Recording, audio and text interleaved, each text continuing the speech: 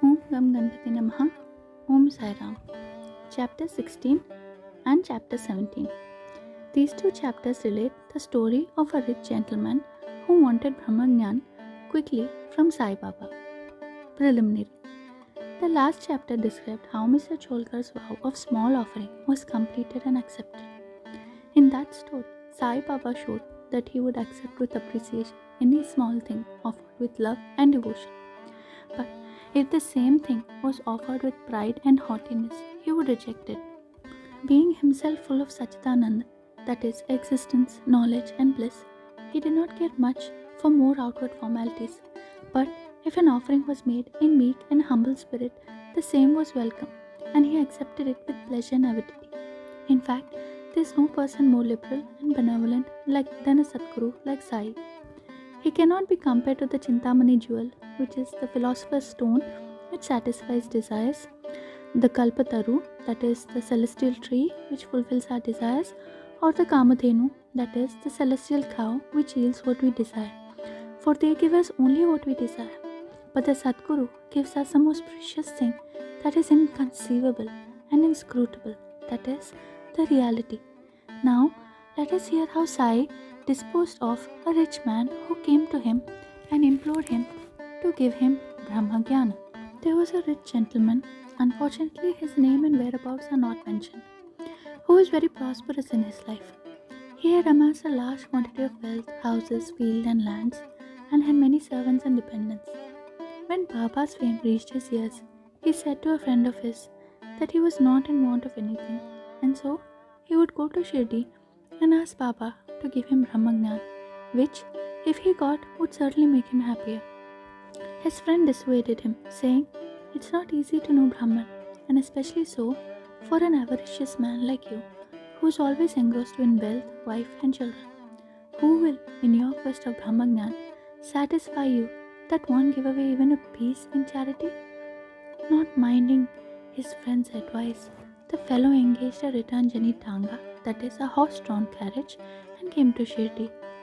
He went to the masjid, saw Sai Baba, fell at his feet and said, "Baba, hearing that you show the Brahman to all who come over here without any delay, I have come here all the way from my distant place. I am very tired by the journey, and if I get the Brahman from you, my troubles will be well paid and rewarded." Baba then replied, "Oh my dear friend, do not be anxious. I shall immediately show you the Brahman. All my dealings are in cash, never on credit. So many people come to me and ask for wealth, health, power, honor, position, cure of diseases and other temporal matters. Rare is a person who comes here to me and asks for Brahmagyan. There is no dearth of persons asking for worldly things, but as persons interested in spiritual matters are very rare, I think it's a lucky and auspicious moment when persons like you come and press me for Brahmagyan.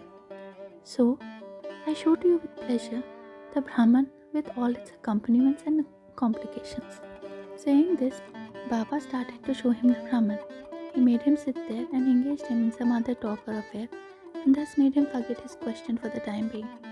Then he called a boy and told him to go to one Nandu Marwari and get from him a hand loan of 5 rupees. The boy left and returned immediately, saying that Nandu was absent and his house was locked. Then Baba asked him to go to Bala Grocer and get from him the said loan. This time also the boy was unsuccessful. This experiment was repeated again twice or thrice with the same result. Sai Baba was, as we know, the living and moving Brahman incarnate. Then someone may ask, why did he want the paltry sum of 5 rupees? And why did he try hard to get it on loan? Really, he did not want the sum at all. He must have fully known that Nandu and Bala were absent, and he seems to have adopted this procedure as a test for the seeker of Brahman. That gentleman had a roll or bundle of currency notes in his pocket, and if he was really earnest, he would not have sat quiet and be a mere onlooker when Baba was frantically trying to get a paltry sum of 5 rupees. He knew that Baba would keep his word and repay the debt, and the sum wanted was insignificant. Still, he could not make up his mind and advance the sum. Such a man wanted from Baba the greatest thing in the world, that is the Brahmagyana.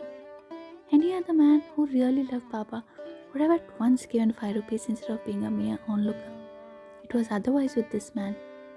He advanced no money, nor did he sit silent, but began to be impatient, as he was in a haste to return and implored Baba, saying, "Oh Baba, please show me the Brahman soon." Baba replied, "Oh my dear friend, did you not understand all the procedure that I went through, sitting in this place, for enabling you to see the Brahman? It is, in short, this. For seeing Brahman, one has to give 5 things. That is, surrender 5 things, which are the first 5 pranas, which are the vital forces. The second, 5 senses, that is 5 of action and 5 of perception. 3, mind.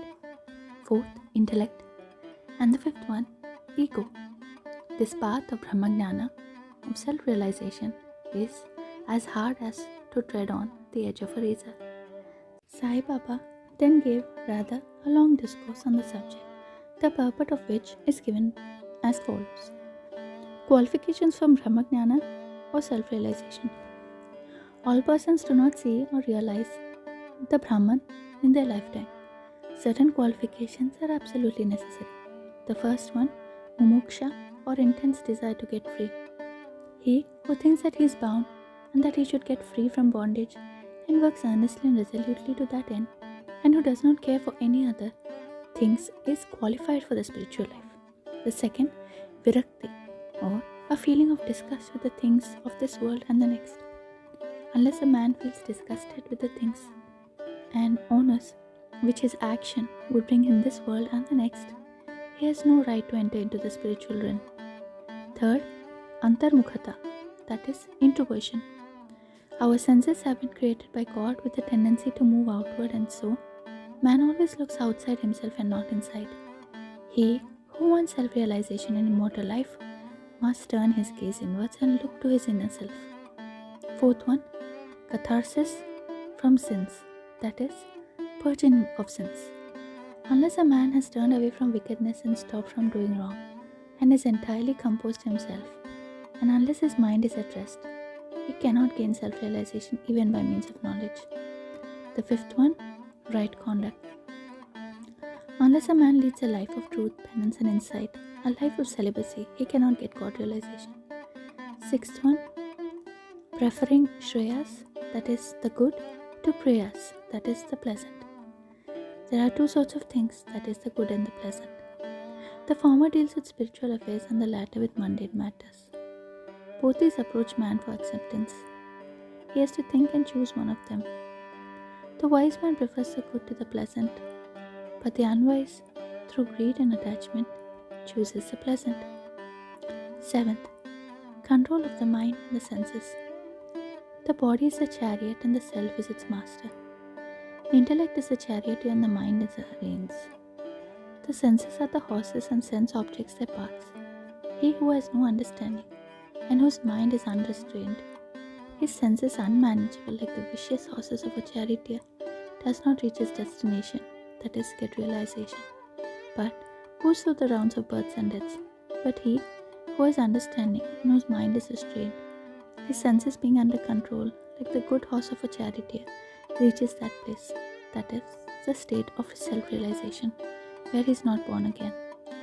The man who has understanding as his charioteer, that is guide, and is able to rein his mind, reaches the end of the journey, which is the supreme abode of all-pervading Vishnu. 8th one, purification of the mind. As a man discharges satisfactorily the duties of a station in life, his mind will not be purified, and unless his mind is purified, he cannot get self-realization. It is only in the purified mind that viveka, that is discrimination between the unreal and the real, and vairagya, that is non-attachment to the unreal, crop up and lead on the self-realization. Unless egoism is dropped, never is got rid of, and the mind made desireless, that is pure, self-realization is not possible. The idea that I am the body is a great delusion, and attachment to this idea is a cause of bondage. Leave off this idea and attachment, therefore, if you want to get to the self-realization. 9th, the necessity of a guru. The knowledge of the self is so subtle and mystic that no one could, by his own individual effort, ever hope to attain it. So, the help of another person, teacher, who has himself got self-realization, is absolutely necessary. What others cannot give with great labor and pains can be easily gained with the help of such a teacher, for he has walked on the path himself and can easily take the disciple step by step on the ladder of spiritual progress. 10th, the Lord's grace. When the Lord is pleased with any person, he gives him viveka and vairagya, takes him safe beyond the ocean of mundane existence. The self cannot be gained by the study of Vedas, nor by intellect or by much learning. He whom the self chooses, by him it is gained. To him the self reveals its nature, says the Katha Upanishad. After the dissertation was over, Baba turned to the gentleman and said, "Well, sir, there is in your pocket the Brahma in the form of 50 times 5, that is 250 rupees. Please take that out." The gentleman took out from his pocket the bundle of currency notes and to his great surprise found, on counting them, that there were 25 notes of 10 rupees each. Seeing this omniscience of Baba, he was moved and fell at Baba's feet and craved for his blessings. Then Baba said to him, "Roll up your bundle of Brahma, your currency notes. Unless you get rid completely of your avarice or greed, you will not get the real Brahma. How can he, whose mind is engrossed in wealth, progeny, and prosperity, expect to know the Brahma without removing away his attachment for the same?" The illusion of attachment or the love for money is a deep whirlpool of pain, full of crocodiles in the form of conceit and jealousy. He who is desireless can alone cross this whirlpool.